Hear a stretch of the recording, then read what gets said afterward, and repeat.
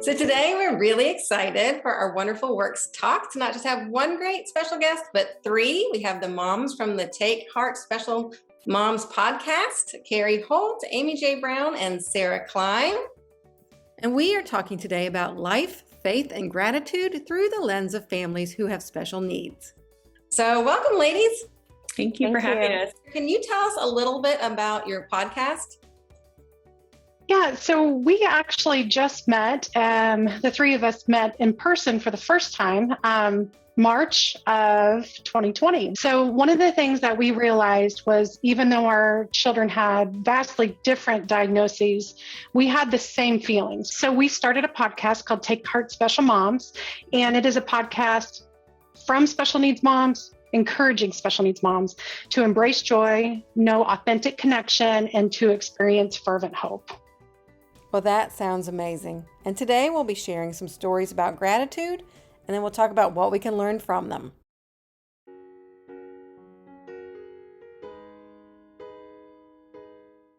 So my name is Carrie M. Holt, and I'm from Central Ohio. I have been married to my husband for 21 years, and we have 4 children. And we were kind of thrust into the world of special needs parenting when our third son was prenatally diagnosed with a permanently disabling condition called spina bifida and hydrocephalus.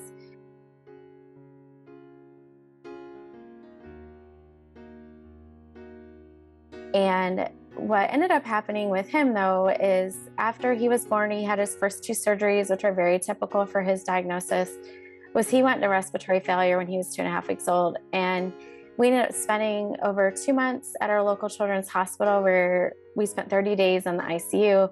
And then when he came home, he was a medically fragile baby with a trach that helped him breathe. He was on a ventilator 24/7. He had a feeding tube. And he's now actually really close to turning 15 in December. And we don't have quite as many of those medical challenges as we've had, but he has just been in the hospital a lot. He's had 60 surgeries. Some of those were, 2 for 1, 3 for 1, that kind of thing. So, but we have just walked the road of being medically fragile parents. And so that's kind of our journey. And my thankful story comes from, we lived in one part of Columbus for a while and then decided to build a house that was handicap accessible, and we moved. And after that move, we were still traveling about 30 minutes to our previous church, because that church, what I like to say, is kind of like the BT was before Toby. They knew us before our son was born. And so it was very easy. Those families and those friends had walked through our journey with us. And when we moved, our son was almost 3. And so then it just got to be too much. We had 4 kids by this time, 6 and under, and it was just getting too much to drive that far and then to just be involved. And so we started looking for a new church. And I can tell you that the job of looking for a new church was such a struggle, because I felt like we would walk in the doors of a church and immediately there was evaluating going on. We were evaluating the church to see how accepting they were going to be. And I was always on the defensive and always on guard. And then on the other hand, I often felt, I don't think necessarily this was always happening, but in my mind, I thought, these people are just going to think, oh, great, here comes that family that's going to need a lot of help and a lot of support, because my son has been in and out of the hospital a lot. And when that happens, our lives are turned upside down. So after about 6 months, we finally settled on our current church and where we're at. But wouldn't you know, after being there about 3 weeks, my son had a shunt failure in his brain, and we were in the hospital for surgery, and we were kind of doing okay, and he went home. And then a week later, he had his first seizure, and the second one, we had to call the ambulance, and it lasted 4 to 6 hours. He was convulsively seizing, and we ended up in the ICU, and we ended up with a 2-week hospital stay. And my grateful story comes from the fact that here was a brand new church that we hadn't been in very long.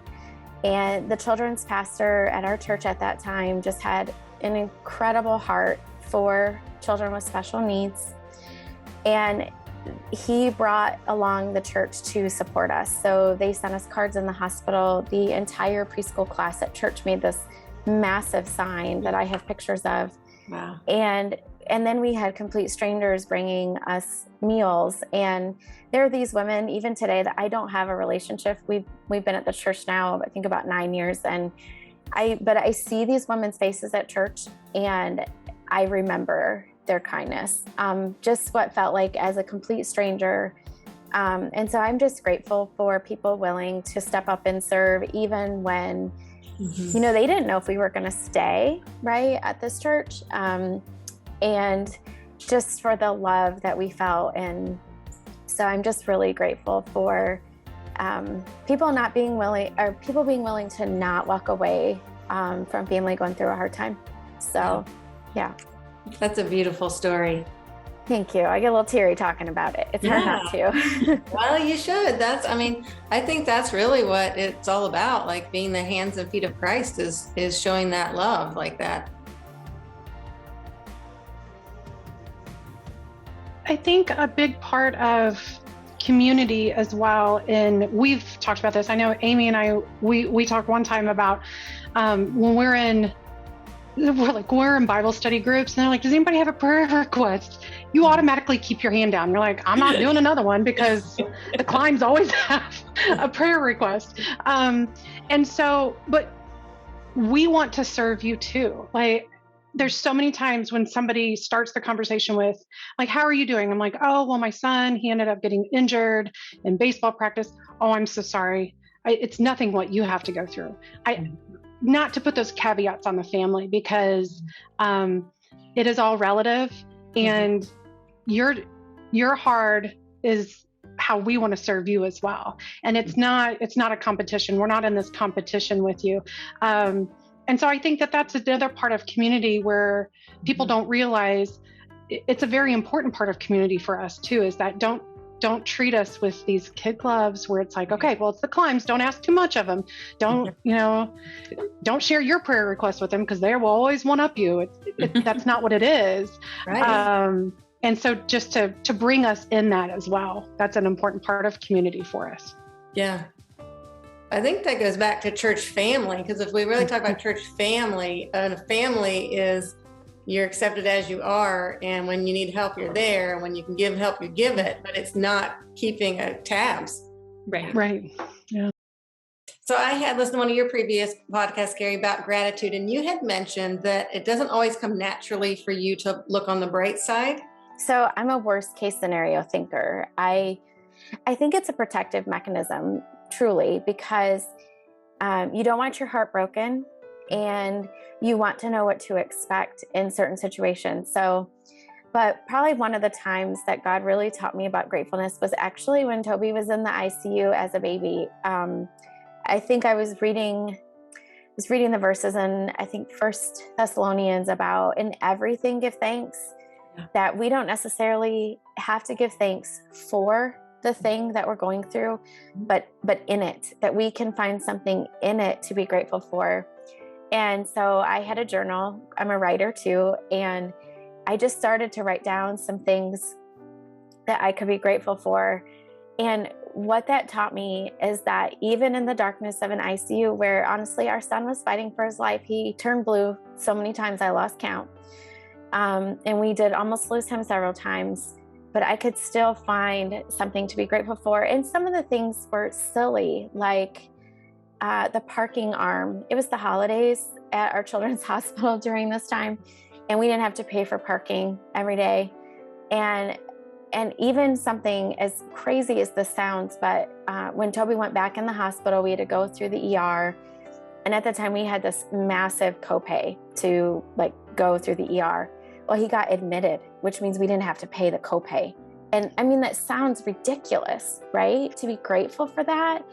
But those were just a few things, and there ended up being a really long list, but I think it is a practice. I think we've talked about that on the podcast, that gratefulness is a practice. So when you were in that situation, when he was in the hospital and it was really scary, and you were noticing the things like the copay, what did that do to your spirit?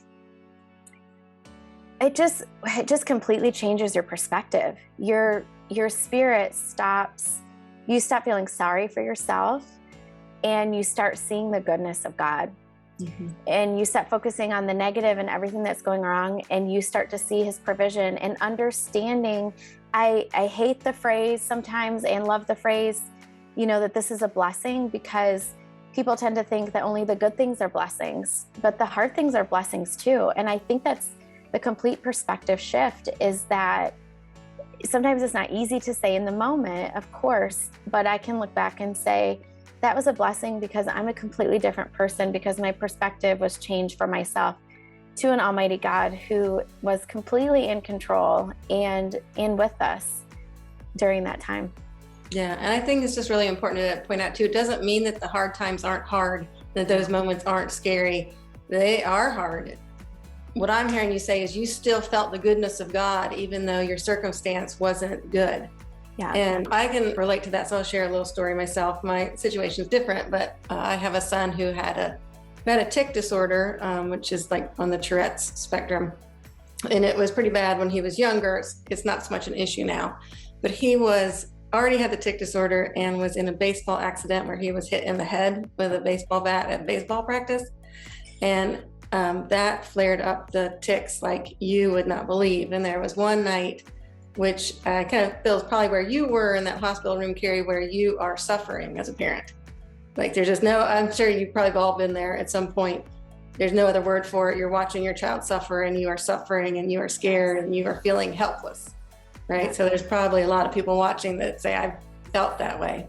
Yeah. And I remember that night thinking, this is about as bad as it can get, because it was really bad. And we didn't know if he was going to recover or not. He did. He's made a full recovery, but we didn't know. And I remember thinking, this is the moment I can choose to lean into God and say, even though this is terrible, you're still good, or I can walk away. And I remember that night vividly because I chose to lean in. And it was beautiful. And it was like, you don't think you can find beauty in suffering, but sometimes there's still pieces of it there. And that's what I hear in your story. Yeah, definitely. And we've had many, many instances of that choice where, joy is a choice, and laying down our fears and anxieties. And I love how you said it doesn't mean that it's not hard, because one of the biggest things that I've learned in our journey is that I'm grieving always. There's always some level of that grieving cycle that I'm living. And I think it's also important for ministry leaders and people who work in ministry understand that special needs parents are living in that grieving cycle. Yes. And because their loss may not be their child, it could be sometimes, but it's that loss of a dream and a loss of normalcy and loss of expectations that are different. And we all have loss that we have to grieve, but we can hold grief and gratefulness in the same hand. Yeah.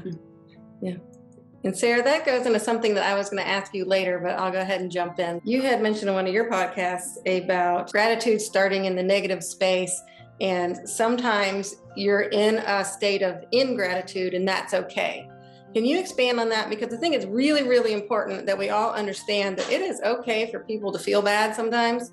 It is okay for people not to be looking on the bright side all the time. And how important is that as a church to be able to support the genuine feelings of special needs parents? I think, I agree with obviously everything that Carrie had said. You can hold both gratitude and ingratitude, in the same space. But I think it's very important to acknowledge the ingratitude. It's very important to acknowledge the anger and everything. The Bible even says that it doesn't say you shall not be angry. It's just don't live in that space. Learn how to deal with it. Focus on the fruits of the Spirit, not the sins of the flesh. And so that doesn't mean that we're not supposed to have them. We have those feelings, but it's how to work through them. And so to tell parents, if you're a ministry leader, and to tell parents, well, God works all this out for good. That is a very true statement, and I believe that with my whole heart. The second that I was told that my son might only have a few years to live, was not the time I needed to hear that. And I think that could push people away from the glory of God, that can push them away from the truths of Jesus Christ, is when you're when you're telling them, that's basically, you're implicitly telling them you shouldn't feel the way that you should feel. And so just to kind of lean into that, and we talk about this all the time, and I know Carrie is really big about not always saying like they're a blessing, or I can't wait to see what God does. God works miracles all the time, and God has a plan for everything. He won't give you more than you can handle. We could go on and on and on. And all of those truths are foundational, and we believe those. There's a time and place to hear them, and there's a time and place to speak those over the parents. And I mean, there are parts of this journey that just flat out stink, and there's no way, and you're not going to move through those if you don't acknowledge them. If you just keep pushing them and glossing over them, they will always be there and wait for you. It'll always become a part of you. So unless you get to the root of it, figure it out and purge it, they're going to be a part of your journey. So kind of leaning into those, just don't stay there. Yeah. And if I could add too, like even just recently, I'm learning that there are certain things from earlier on in our journey that I have not grieved. I'm going to be real vulnerable here. Like, I can remember reading a book when I was pregnant with Toby that talked about some of the disorders of the brain, our breathing problems, swallowing problems, vocal cord paralysis, floppy airway, and that sometimes these babies need a trach and a ventilator. I specifically prayed, Lord, please don't give me that. And he did. And just recently, I had a mentor through church say to me, you have not grieved that. You have not grieved that God said no, and so I think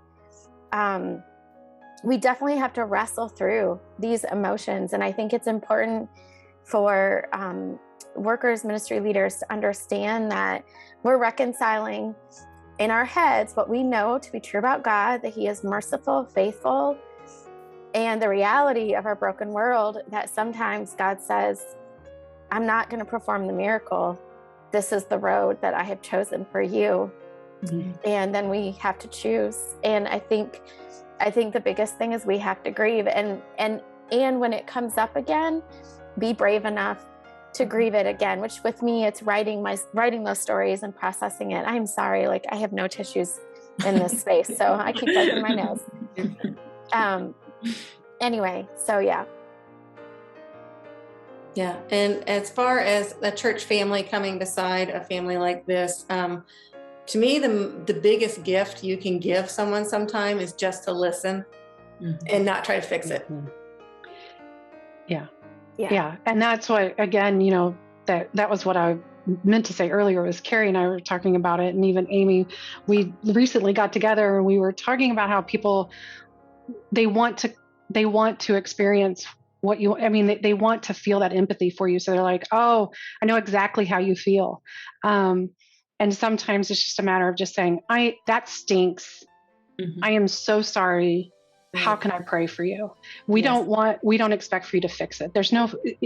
We know that it is all in God's timing. And so for you just to step into that space and say, how can I grieve with you? How can I help you grieve? How can I walk through it with you? What do you need from me? That's the biggest gift that you can give special needs parents in those moments. Absolutely. Yeah. Again, we're coming back to that genuine connection. I think that is really the theme here, that be vulnerable and let people be vulnerable.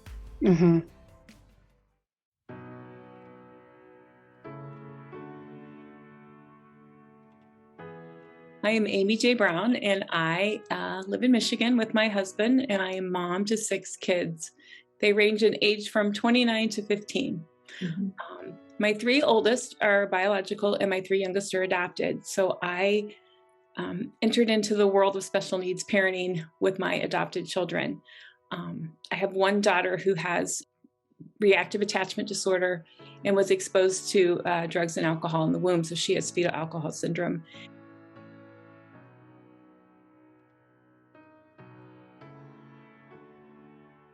And then we have a son we adopted from Bulgaria when he was 10. He has arthrogryposis.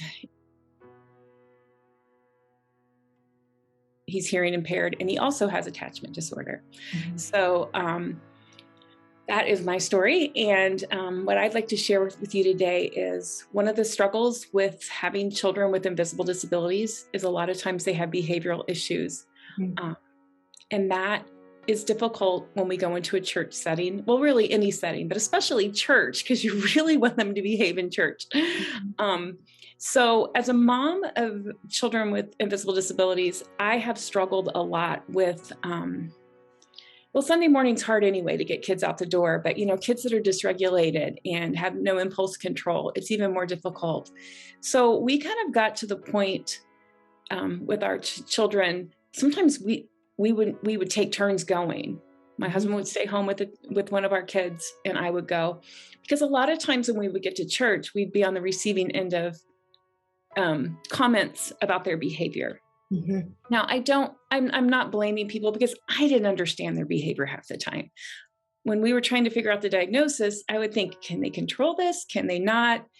And it's just hard to understand. So anyway, I would slink into church sometimes thinking, please don't let anybody say anything to me, or not go to church at all, actually. So the thing that really touched my heart, and I was so thankful for, is there's a lady at our church.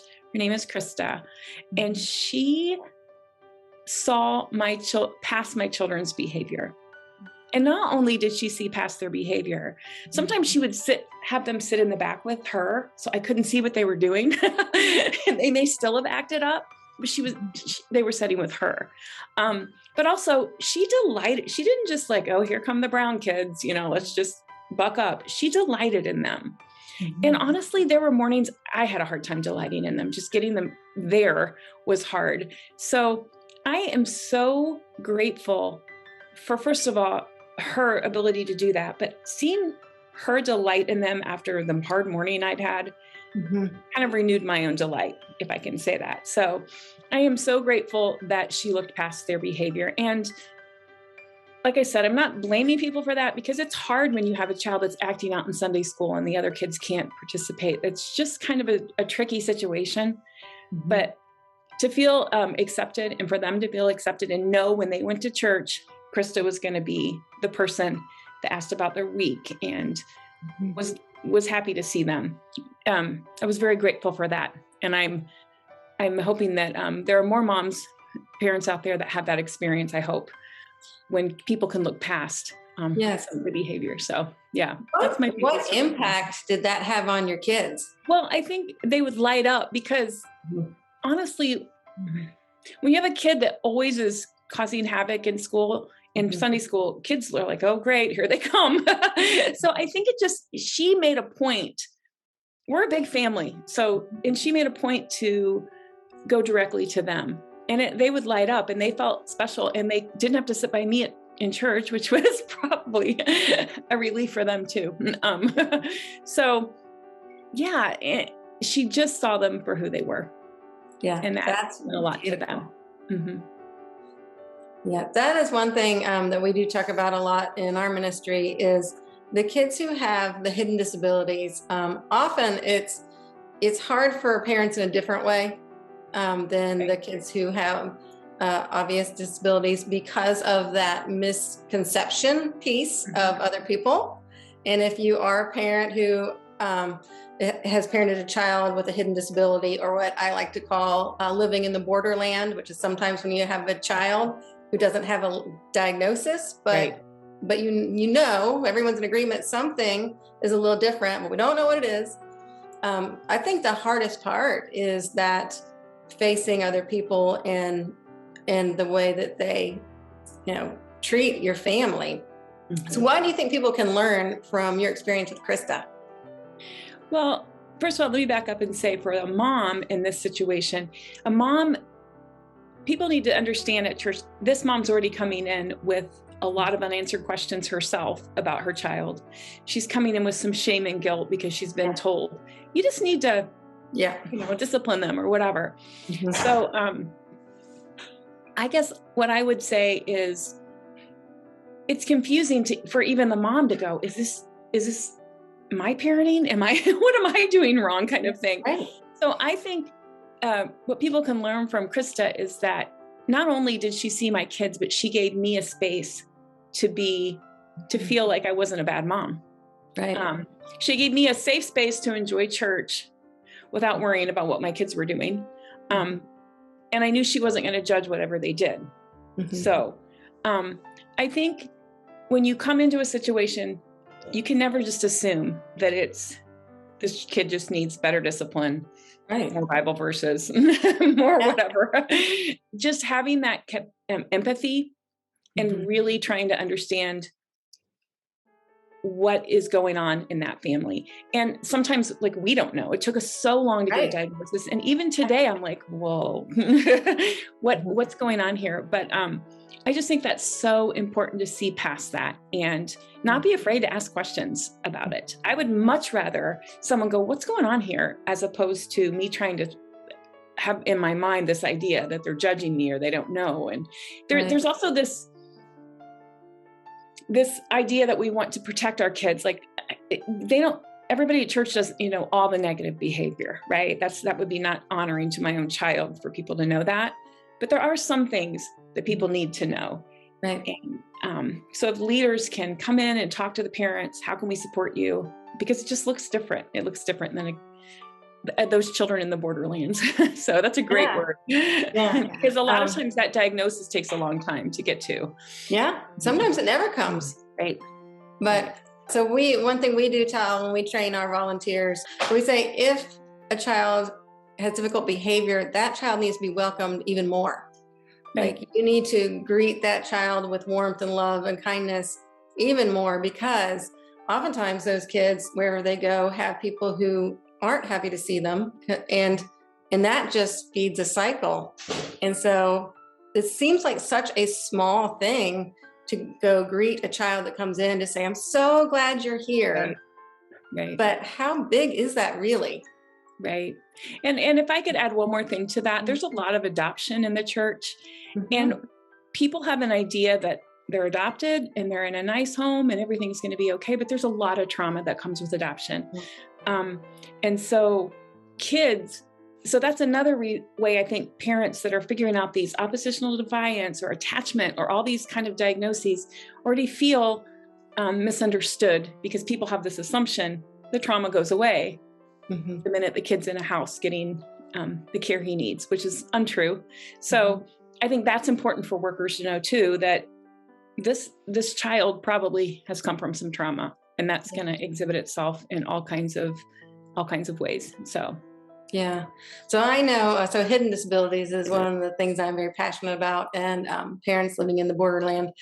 So I know that a lot of moms keep that to themselves and try to hide their kids' behavior if they can, and pray that they don't show it, and often don't share with other moms because there's this perception of everyone's family is perfect. Right. What we have found over the years is when the first person stands up and is honest with the other moms, usually what happens is you find out that perception you have with other moms is not true. Do you guys find that to be the case as well? How important is that genuine support? Well, I think one of the things that Amy said was just having that person delight in them. I loved how she said that phrase, because when you know that true empathy for your child and those people that just take the time to know them and to delight in them and see past whether it's the behavior, whether it's the obvious disability or the invisible disability, to get to know them as a person. Yes. And to get to know their likes and their dislikes, and even children who are nonverbal, what makes them, delight. And you can tell that by a child's noises that they make, or and so it's seeing them as created in the image of God and needing church, needing to be celebrated as equal parts of the body of Christ. If you could give one piece of advice to church members on how to welcome all families, no matter what the circumstance, what would it be? I guess I would just say, back to what I said before, don't make an assumption that It's bad parenting because once I think you assume that about me, I'm less likely to come to you. And so what you said earlier about the moms, they don't share what's going on because they want to protect their children, or they're hoping the behavior doesn't come out. Being able to talk about that in a safe space with a church worker, a pastor, and feel accepted, that's going to make a mom like me want to come back and be able to say to that one church worker, hey, this is our week. It's been really rough, and here's what happened.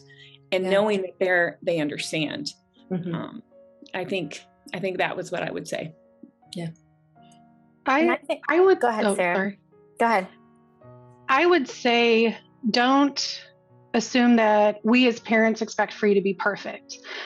We're trudging along just like you are. And when we first were handed the diagnosis, we had no clue what we were doing. So we don't expect for you to know what you were doing.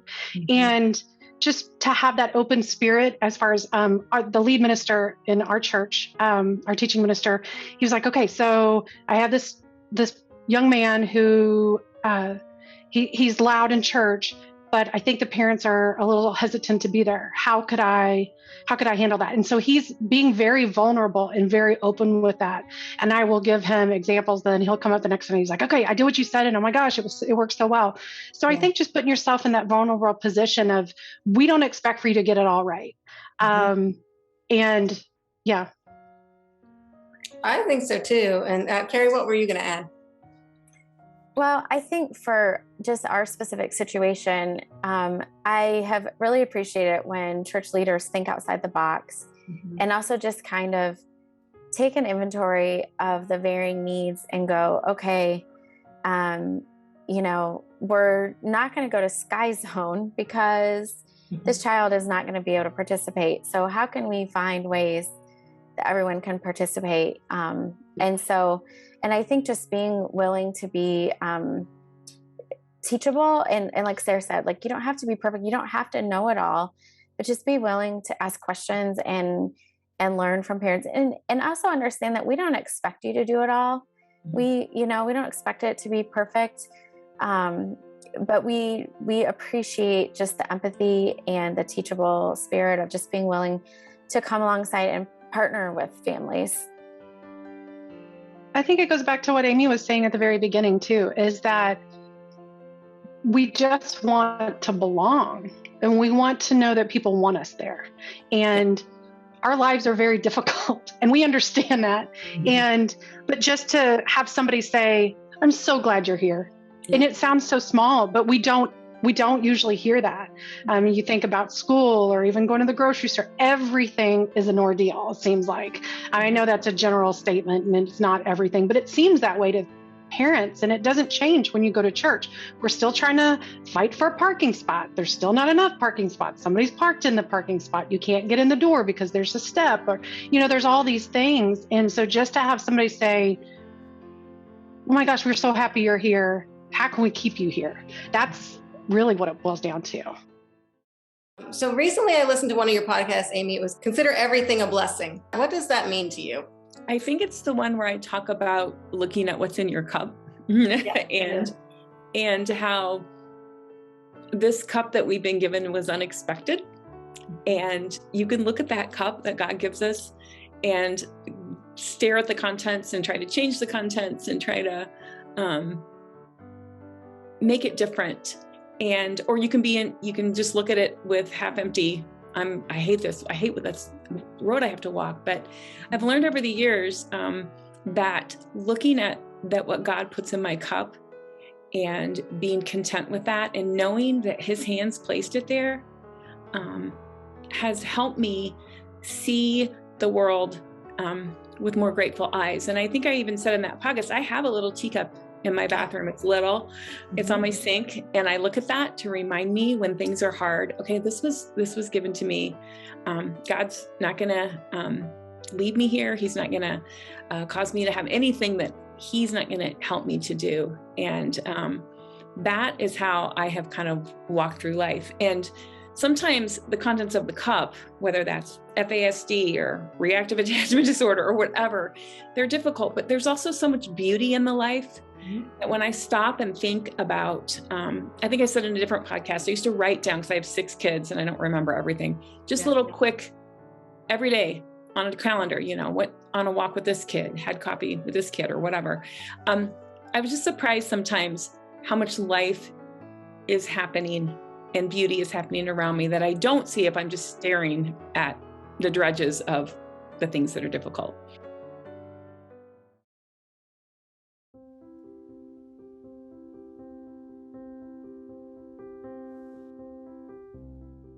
I'm Sara Klein. I live in Jefferson City, Missouri. I've been married to my husband, Craig, for 24 years. I am a boy mom, and actually I have 2 young men. My oldest, Connor, is 21, and he is in college studying something. We're not quite sure yet. And then TJ is a junior in high school. And TJ is my child with special needs. He has a progressive and fatal form of muscular dystrophy. It's called Duchenne. And Duchenne muscular dystrophy, it's a devastating muscle wasting disease, which is caused by a defective gene. And that gene is responsible for producing the key muscle protein dystrophin. And with that dystrophin, your muscles just become damaged and die. And that includes the heart and lungs. And it usually results in breathing or heart failure, one of the two. And most boys, or there are a few girls that have Duchenne as well, they are wheelchair bound by the age of 12. And when my son was first diagnosed at the age of 7, which was a decade ago, we were told that the average life expectancy was early 20s. And there's so much, though, that they're doing to try to find a cure, that we're seeing boys and girls with that living well into their 30s now as well. And my son was diagnosed in February of 2012. And it has just been a continuous lesson in not living in fear and just to live life well since then. And we're learning. Yeah, absolutely. So how have you learned to not live in fear? How do you do that?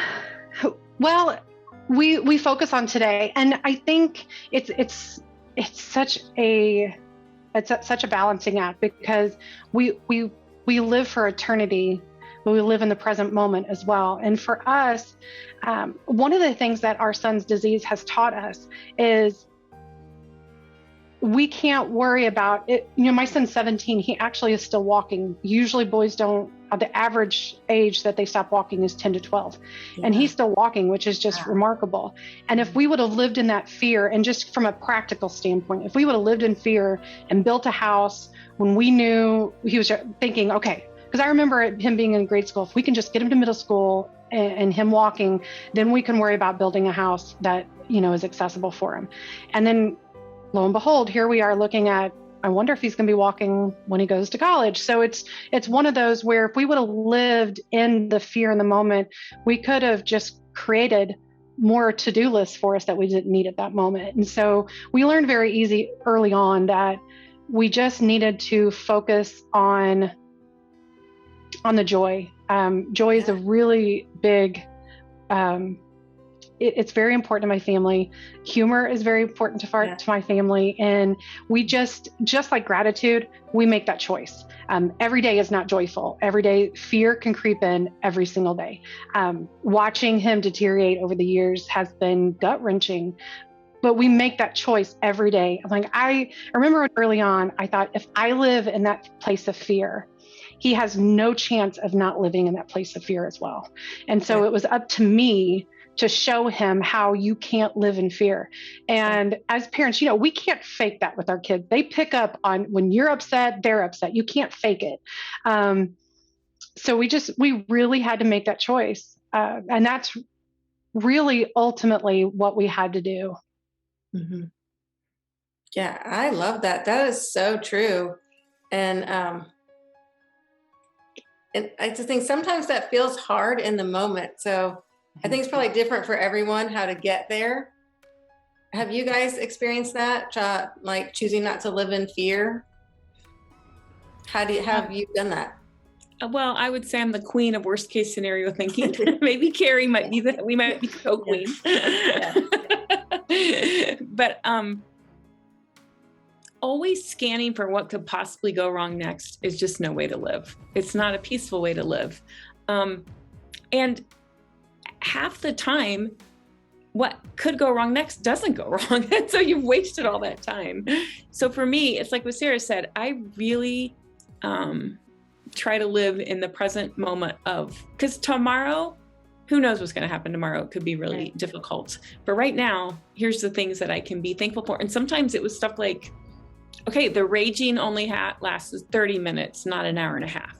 That's it. I mean, I'd like no raging, actually. That would be my perfect scenario. Right. But the fact that if I sat down and said, okay, well, tomorrow if the raging's 2 hours, what am I going to do? Like, it's no way to live. It just kind of steals any kind of life from you because you're always scanning the horizon. So for me, like Sara said, just here's what I'm grateful for today. Here's the joy in the day. Here's the present moment that is very difficult to live in, but so life-giving when you can do it. Mm-hmm. And I know one of the things that I really learned just living day by day with your child in the ICU is that I felt like God and I had this conversation. It was like, okay, so do you believe that I'm coming back? Yes. Do you believe that no one knows the hour or the time that I'm returning? Yes.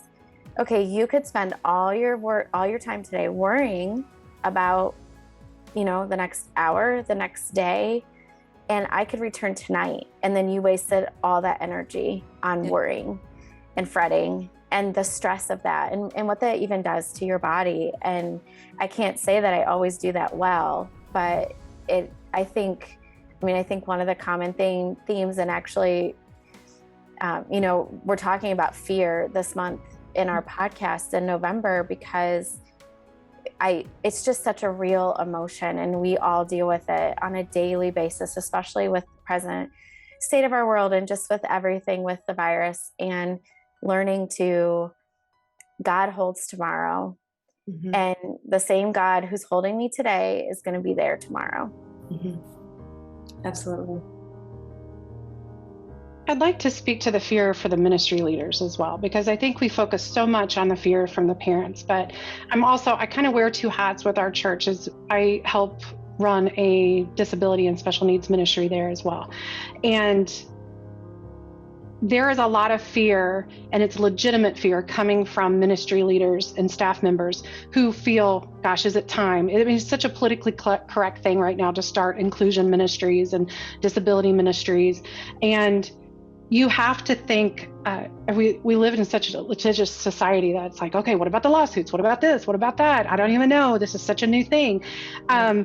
Speaking directly to that fear, disability or special needs ministries, they're not a new concept. This dates back over 2,000 years. Jesus was the first disability minister. I mean, he is the one that he healed.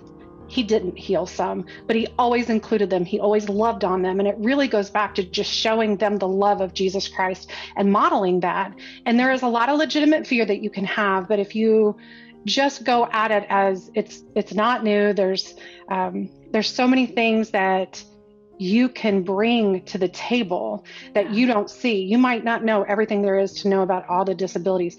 I'm constantly learning new things about Carrie's son, Toby, or Amy's children, constantly learning new things. And we ask each other probably very politically incorrect questions. I'm like, okay, you got to tell me about this, Amy. I have no idea. But we know that we can ask those. And so that fear is legitimate for the ministry leaders and staff, is to start that as a very legitimate fear. And I think it's a good fear to have because you don't want to, venture over to that voyeurism stage as well.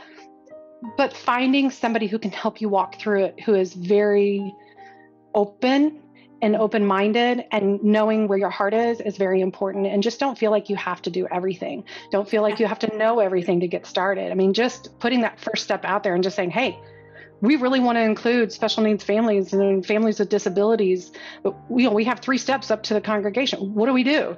You are going to have so many people that are like, oh my gosh, that is so great. Thank you so much. We have people coming to our church that it is not an accessible church. It is a hot mess. And we actually have a ramp that has been unfinished for 3 to 4 years, but it gets the job done. And It doesn't look pretty, but it's there. And that's really all that matters. And so I would just really try to set that fear aside and just, you have everything you need to start a disability ministry in Scripture. You have the best minister that you could possibly model yourself after. Yeah, I would definitely echo that, and know too that it's okay to start one student at a time too. Right. Yeah. Because usually there's already people in your church who could use additional help and additional genuine connection where we're asking questions. How can we make this better for you? It's sometimes just as simple as starting there and building from there. Yeah. So absolutely. And of course, if you need supportive training videos, I know place. Yeah, great ones. The name of your podcast, Take Heart, comes from John 16:33. Can you tell us why you chose that verse? Well, when we gathered to plan, I can't remember exactly all the details. We just started thinking about a name, and that verse just kept coming to my mind, and where Jesus says, in this world, you're going to have trouble, but take heart because I have overcome the world. And I just feel like that's just the heart of our lives as special needs parents and special needs moms and humans, right? That we know we were told it shouldn't be a surprise to us that we're going to have trouble in the world, but we know the ultimate Redeemer, mercy giver. He doesn't get tired of us coming to him and asking for help. And I love the Take Heart. Just some other places it's translated, have courage and I think it does take courage to walk this journey, to take the next right steps. So I don't know, ladies, do you guys have anything to add to that?